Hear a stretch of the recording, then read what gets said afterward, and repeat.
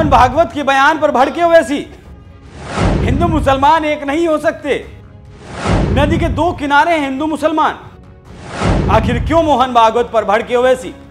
भारत हिंदू राष्ट्र है और यह राष्ट्र पाकिस्तान, बांग्लादेश और अफगानिस्तान को मिलकर बनाया गया है। इसके साथ ही साथ भारत के मुसलमान और हिंदू एक ही खून है और दोनों का डीएनए एक जैसा है। यह सिद्धांत मोहन भागवत का है और आरएसएस हमेशा इसी नीति पर चलता है कि भारत हिंदू राष्ट्र है और इसी को लेकर राष्ट्रीय अभियान चलाता है। अपने नेताओं और कार्यकर्ताओं को हिंदू राष्ट्र की परिकल्पना समझाता है। उसी कड़ी में मोहन भागवत ने हिंदू मुसलमान को लेकर एक बयान दिया, जिसको लेकर ओवैसी से जब पत्रकारों ने पूछा कि मोहन भागवत देश के मुसलमानों को लेकर यह बात कह रहे हैं, आपकी क्या राय है? इस पर ओवैसी ने कहा कि मुसलमानों के प्रति कभी कभार दिए जाने वाले आरएसएस प्रमुख के शांतिदायक बयान पाखंड हैं और बकवास हैं। आरएसएस मंदिर मस्जिद के रोजाना नए विवाद खड़े करती है, फिर कहती है और मस्जिद के अंदर मंदिर नहीं खोजा जाना चाहिए।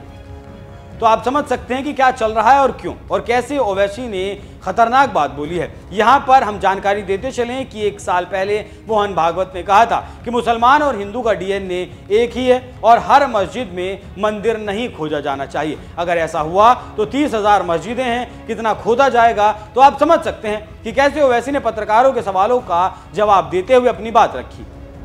जानकारी देते चलें कि विपक्ष की पार्टियां हमेशा ओवैसी को बीजेपी की बी टीम कहती हैं। इसको लेकर जब सवाल हुआ तो ओवैसी ने कहा कि विपक्ष की उनकी पार्टी के प्रति नफरत के सिवा कुछ नहीं, क्योंकि उनकी पार्टी मुख्य रूप से मुसलमानों का प्रतिनिधित्व करती है। विपक्षी दल एआईएमआईएम पर मोदी विरोधी मतों में सेंध लगाने का आरोप लगाते हैं, जब ये गलत है। हमारी पार्टी समाज के हर वर्ग को राजनीतिक नेतृत्व दे सकती है, तो मुस्लिमों को क्यों नहीं? ये पूछे जाने पर कि क्या उनका इशारा कांग्रेस की तरफ है, तो उन्होंने कहा कि हमारा इशारा बीएसपी एसपी समेत विपक्ष की तरफ है। तो आप समझ सकते हैं कि कैसे आरएसएस को जवाब दे रहे हैं। यहां पर एक बात और आपको बताते चलें कि पाकिस्तान की पोल खोलते हुए ओवैसी ने जो शानदार प्रदर्शन किया है वो काबिल तारीफ है। इसीलिए सरकार ओवैसी को पाकिस्तान का पोल खोलने के लिए विदेशी फोरम पर भेज रही है, ताकि ऑपरेशन सिंदूर के बारे में पूरी दुनिया को बताया जा सके और पाकिस्तान को दुनिया के सामने नंगा किया जा सके।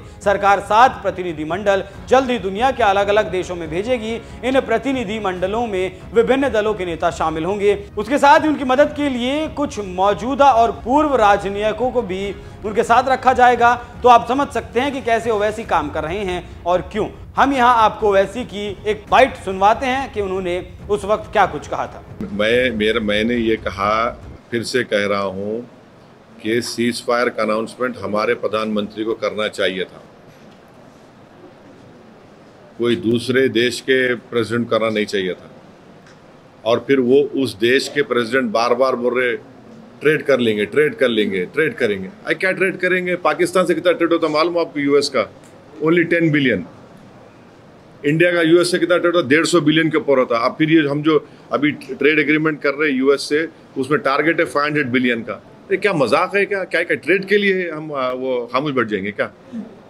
और क्या अमेरिका गारंटी ले रहा है कि हमारे पास दोबारा पाकिस्तान आतंकवादी हमले नहीं करेगा? और फिर कौन गारंटी ले रहा है कि ये पाकिस्तान, तो पाकिस्तान की मिलिट्री हमेशा तंग करने वाली है, इंडिया को नहीं रुकने वाले। कैसे हम कब तक हम ये सब तमाशों को बर्दाश्त करेंगे? तो ये चीज़ें हैं। हम तो मैं अपनी गवर्नमेंट से बोल रहा हूँ।